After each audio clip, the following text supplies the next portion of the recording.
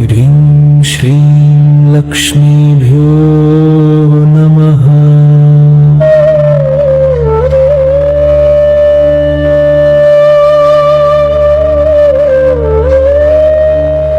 हिरण्यवर्णां हरिणीं सुवर्णरजतस्रजाम् चन्द्रां हिरण्मयीं लक्ष्मी जातवेदो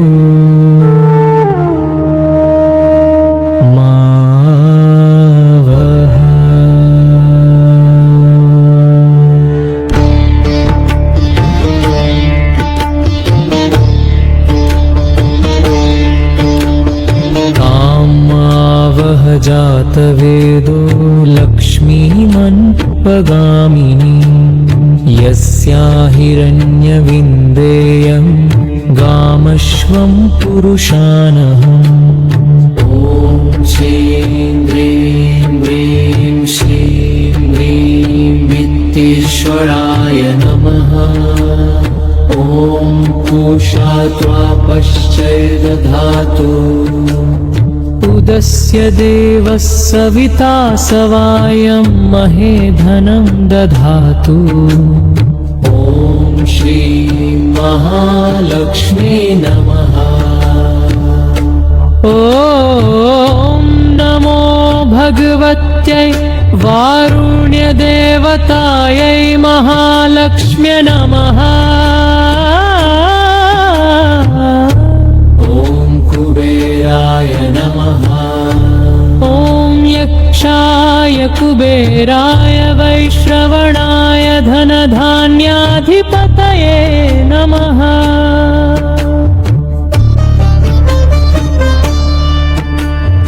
ॐ श्रीं ह्रीं ह्रीं महालक्ष्मी नमः। धनदाय नमः।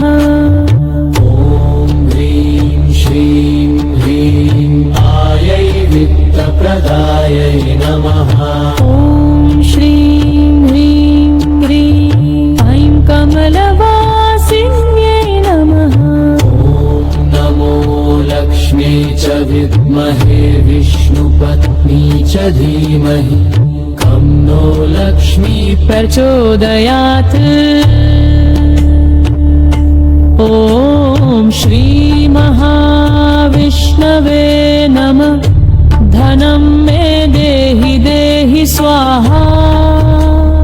ॐ श्रीं नमः श्रीं नमः श्रीं नमः।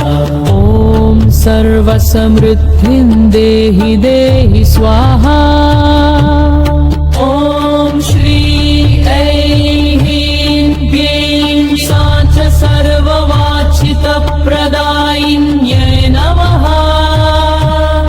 ॐ कमलाय नमः।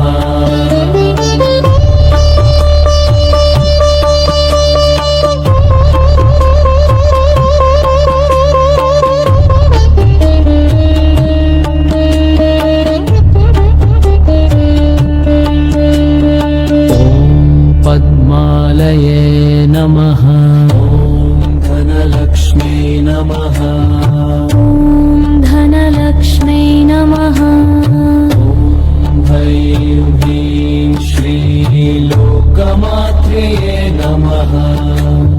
ॐ श्रीं जैं कुबेराय नमः। ॐ श्रीं वित्तधात्रे नमः। ॐ श्रीं परिपूर्णाय नमः। ॐ ह्रीं श्रीं काममोक्षदायन्यै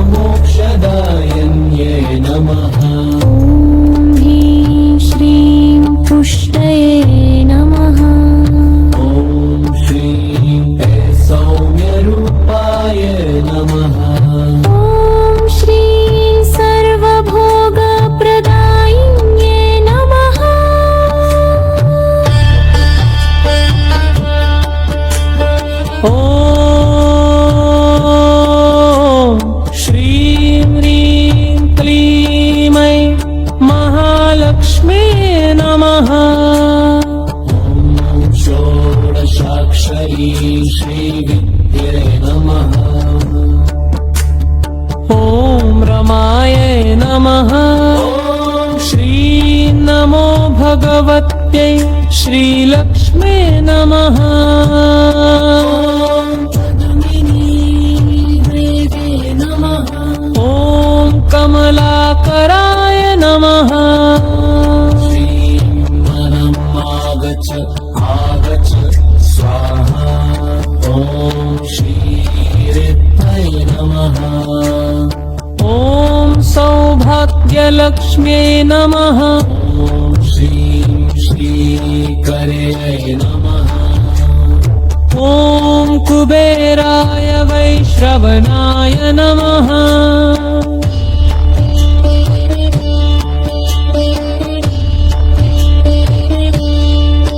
ॐ श्रीं ह्रीं क्लीं कुबेराय नमः ॐ धन्यपत्तये नमः ॐ कुबेरधनदाय स्वाहा ॐ श्रीं कुबेरलक्ष्मी नमः ॐ यक्षराजाय नमः ॐ धनाध्यक्षाय नमः ॐ पिङ्गराय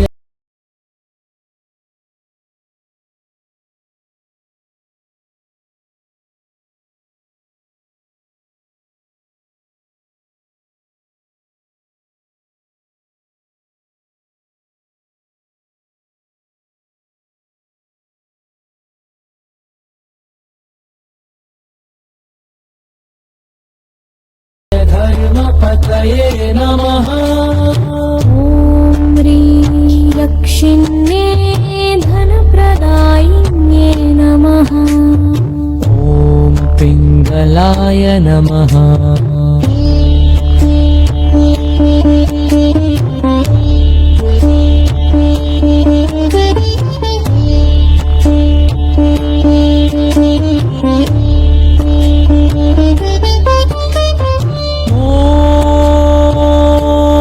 नमो नारायणाय ॐ श्रीधराय नमः ॐ यज्ञभूषणाय नमः यज्ञभूषणाय नमः ॐ श्रीवल्लभाय नमः ॐ जनप्रदाय नाराय नमः ॐ विष्णवे नमः श्रीधरं दः ॐ श्रीनिवासाय नमः ॐ लक्ष्मीनारायणाय नमः ॐ श्रीनमे नमः ॐ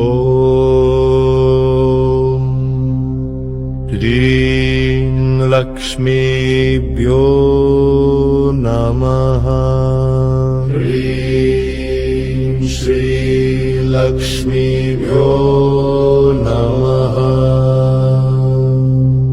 हिरण्यवर्णां हरिणीं सुवर्णरजतस्रजाम् चन्द्रां हिरणमयीं लक्ष्मी जातवेदो मावह आवह जातवेदो लक्ष्मीमनपगामिनी यस्याभिर्ण्यं विन्देयम् गामश्वं पुरुषानहम् ॐ श्रीं ह्रीं क्रीं श्रीं प्रीं वित्तेश्वराय नमः ॐ पूषा त्वा पश्चैर्दधातु उदस्य देवः सविता सवायं महे धनं दधातु ॐ श्रीं महालक्ष्मी नमः ॐ नमो भगवतगै वारुण्यै देवतायै महालक्ष्म्यै नमः ॐ कुबेराय नमः ॐ यक्ष गणेशाय कुबेराय वैश्रवणाय धनधान्याधिपतये नमः। ॐ श्रीं ह्रीं क्लीं महालक्ष्मी नमः। ॐ श्रीं ह्रीं क्लीं महालक्ष्म्यै नमः। ॐ नमो लक्ष्मै च विद्महे विष्णुपत्नी च धीमहि तन्नो लक्ष्मीः प्रचोदयात्। ॐ श्री महाविष्णवे नमः। धनं मे देहि देहि स्वाहा। ॐ श्रीं नमः श्रीं नमः श्रीं नमः। ॐ सर्वसमृद्धिं देहि देहि स्वाहा। ॐ श्रीं ऐं क्लीं साञ्च सर्ववाञ्छितप्रदायिन्ये नमः। ॐ कमलाय नमः। ॐ पद्मालये नमः। ॐ धनलक्ष्म्यै नमः। ॐ ह्रीं श्रीं लोकमात्रिये नमः। ॐ श्रीं जयं कुबेराय नमः। ॐ श्रीं वित्तधात्रे नमः। ॐ श्रीं परिपूर्णाय नमः। ॐ ह्रीं श्रीं काममोक्षदायिन्ये नमः। ॐ श्रीं सर्वभोगप्रदायिन्ये नमः। ॐ श्रीं सर्वभोगप्रदायिन्ये नमः। ॐ श्रीं ह्रीं क्लीं ऐं महालक्ष्म्यै नमः। ॐ षोडशाक्षरी श्रीविद्यै नमः। ॐ रमायै नमः। ॐ श्रीं नमो भगवत्यै श्रीलक्ष्म्यै नमः। ॐ पद्मिनी देव्यै नमः। ॐ कमलाकराय नमः। ॐ श्रीं दमम् आगच्छ आगच्छ स्वाहा। ॐ श्रीं वृद्धि नमः। ॐ सौभाग्यलक्ष्म्यै नमः। ॐ कुबेराय वैश्रवणाय नमः। ॐ श्रीं ह्रीं क्लीं कुबेराय नमः। ॐ धनपतये नमः।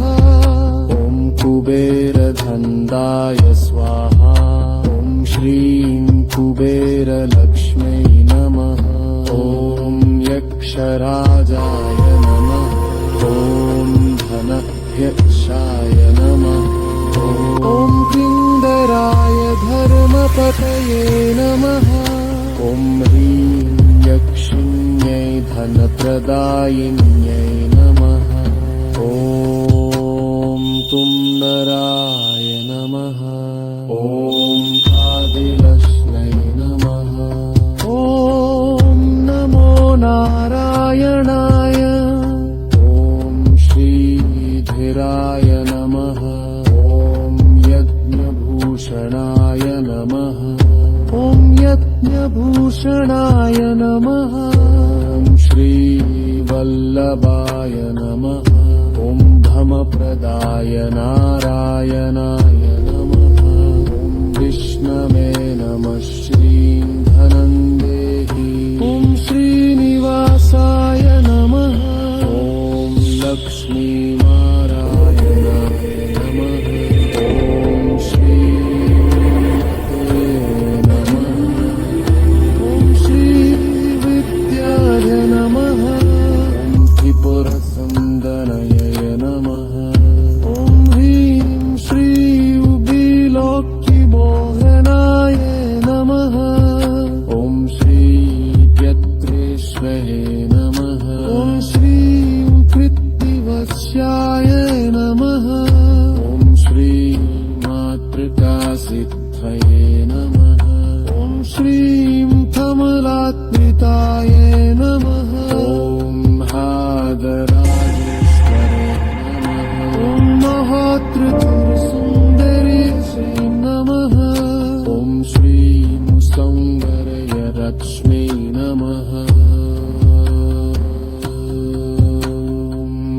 भाग्यलक्ष्मी नमः ॐ ऐश्वर्यप्रदाये नमः ॐ श्रीं धनसमृद्धिं चर्बुरुसाः सरदलाभप्रदाये नमः ॐ सौभाग्यप्रदाये नमः ॐ श्रीं स्वाहा ॐ श्रीं सर्वकामधनप्रदाये नमः ॐ वैशाल्ये नमः ॐ सर्वाभीष्टसिद्धये नमः ॐ सम्प्रदं भक्ते नमः ॐ बद्लाकराय नमः ॐ श्रीदोदा नमः ॐ महस्पतये नमः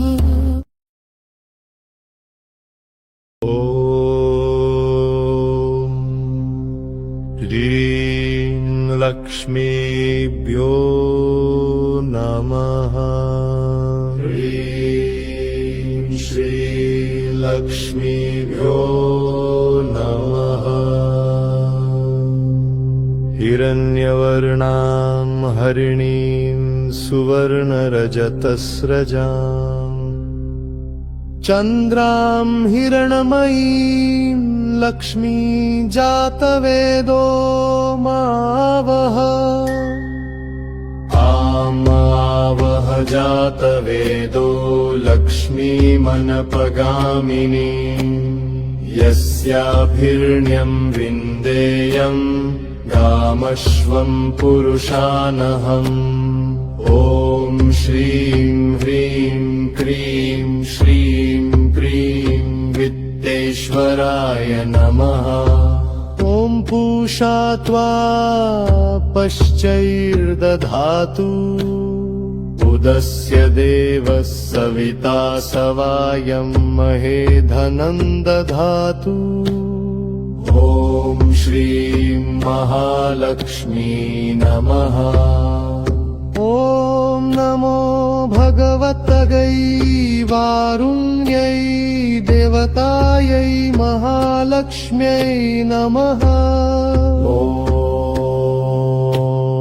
कुबेराय नमः ॐ यक्षाय कुबेराय वैश्रवणाय धनधान्याधिपतये नमः ॐ श्रीं ह्रीं क्लीं महालक्ष्मी नमः ॐ श्रीं ह्रीं क्लीं महालक्ष्म्यै नमः ॐ नमो लक्ष्म्यै च विद्महे विष्णुपत्नी च धीमहि तन्नो लक्ष्मीः प्रचोदयात् ॐ श्री महाविष्णवे नमः धनं मे देहि देहि स्वाहा ॐ श्रीं नमः श्रीं नमः श्रीं नमः ॐ सर्वसमृद्धिं देहि देहि स्वाहा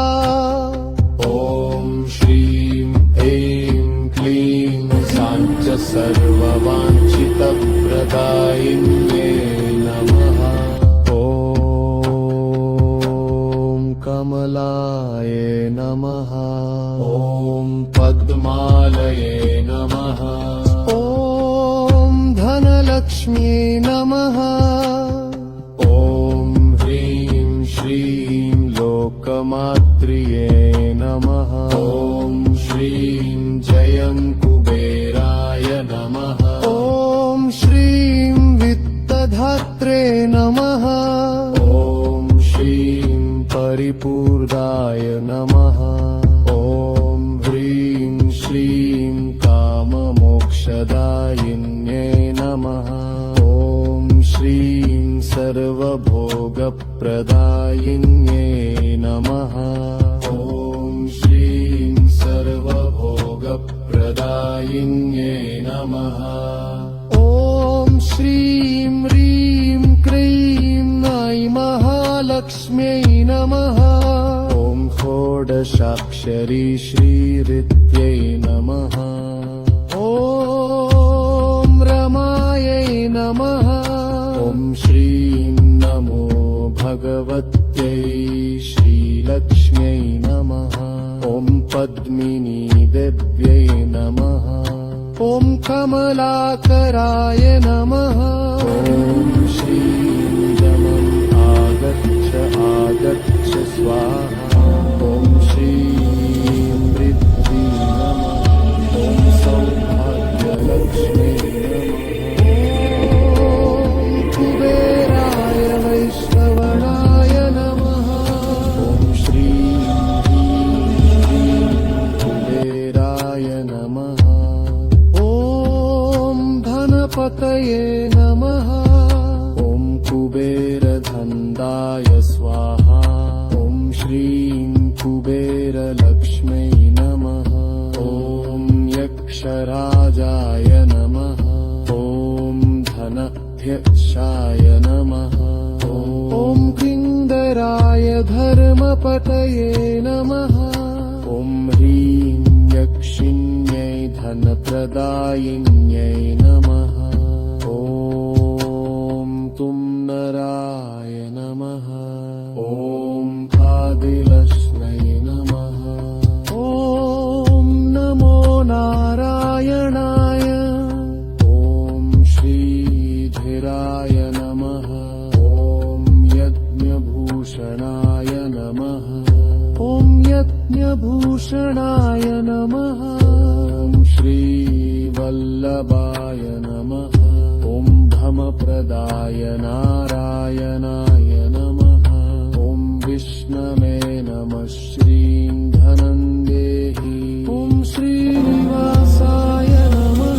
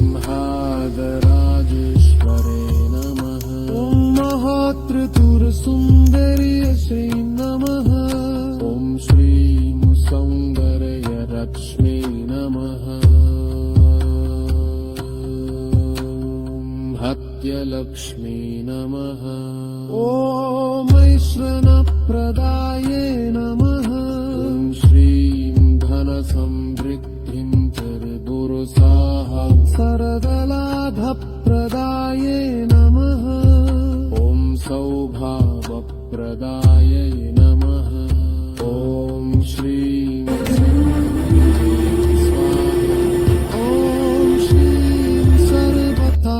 धनप्रदाय नमः ॐ वैशाल्ये नमः ॐ सर्वाभीष्टसिद्धये नमः ॐ सम्पदाय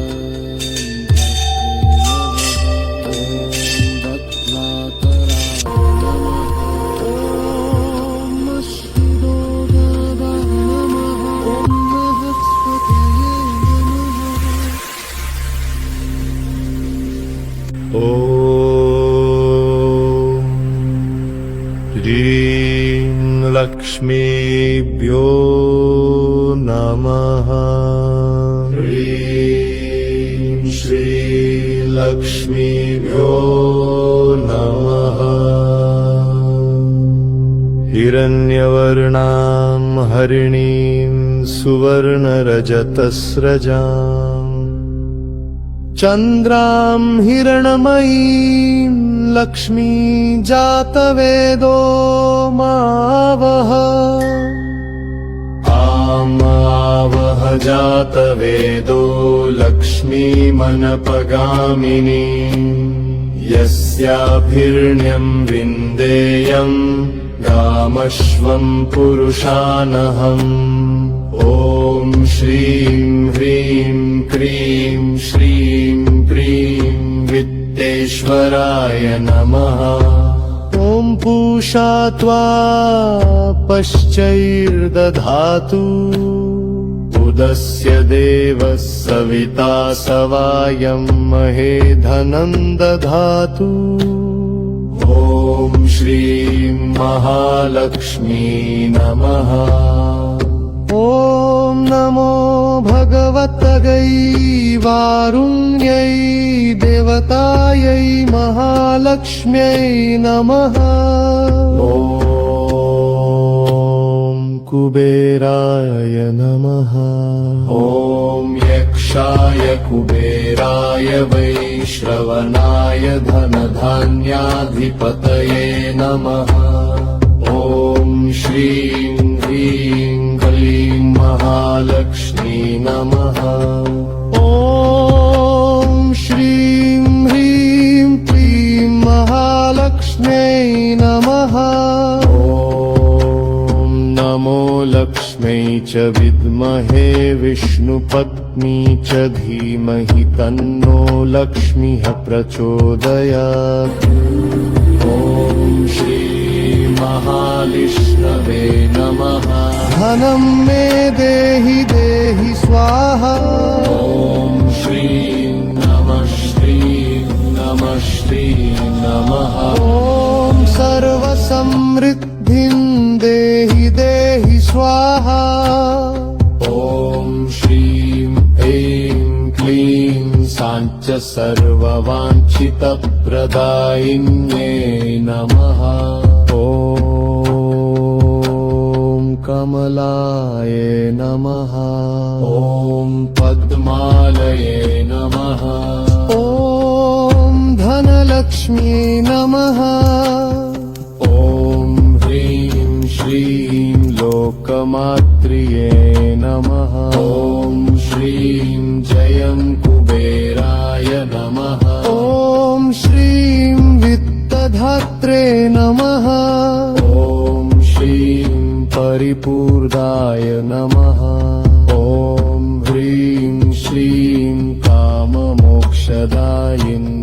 नमः ॐ श्रीं सर्वभोगप्रदायिन्यै नमः ॐ श्रीं सर्वभोगप्रदायिन्यै नमः ॐ श्रीं ह्रीं क्लीं ऐं महालक्ष्म्यै नमः ॐ षोडशाक्षरी श्रीरित्यै नमः ॐ रमायै नमः ॐ श्रीं नमो भगवत्यै श्रीलक्ष्म्यै नमः ॐ पद्मिनी देव्यै नमः ॐ कमलाकराय नमः ॐ श्रीं जमम् आगच्छ स्वाहा ॐ श्रीं वृद्धि नमः ॐ सौभाग्यलक्ष्म्यै नमः ॐ कुबेराय वैश्रवणाय नमः ॐ श्रीं ह्रीं क्लीं कुबेराय नमः ॐ धनपतये नमः ॐ कुबेरधन्दाय स्वाहा ॐ श्रीं कुबेरलक्ष्म्यै नमः ॐ यक्षराजाय नमः ॐ धनाध्यक्षाय नमः ॐ कृन्दराय धर्मपतये नमः ॐ ह्रीं यक्षिण्यै धनप्रदायिन्यै नमः ॐ तुम्नराय नमः ॐ आदिलक्ष्म्यै नमः ॐ नमो नारायणाय ॐ श्रीधीराय नमः ॐ यज्ञभूषणाय नमः ॐ यज्ञभूषणाय नमः ॐ श्रीवल्लभाय नमः ॐ धमप्रदाय नारायणाय नमः ॐ विष्णवे नमः श्रीं धनं देहि ॐ श्रीनिवासाय नमः ॐ लक्ष्मी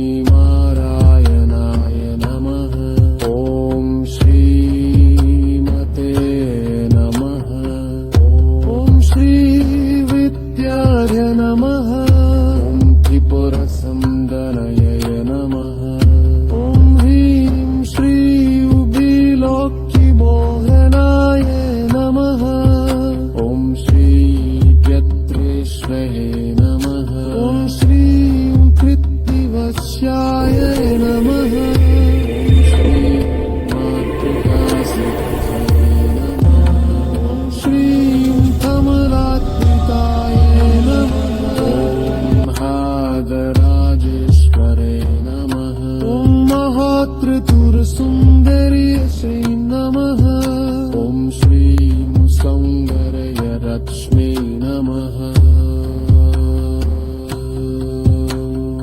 हत्यलक्ष्मी नमः ॐ ऐश्वर्यप्रदाये नमः ॐ श्रीं धनसमृद्धिं त्रिपुरुषाः सरदलाधप्रदाये नमः ॐ सौभावप्रदायै नमः ॐ श्रीं सिद्धिं देहि स्वाहा ॐ श्रीं सर्वकामधनप्रदाये नमः ॐ वैशाल्यै नमः ॐ सर्वाभीष्टसिद्धये नमः ॐ सम्प्रदाय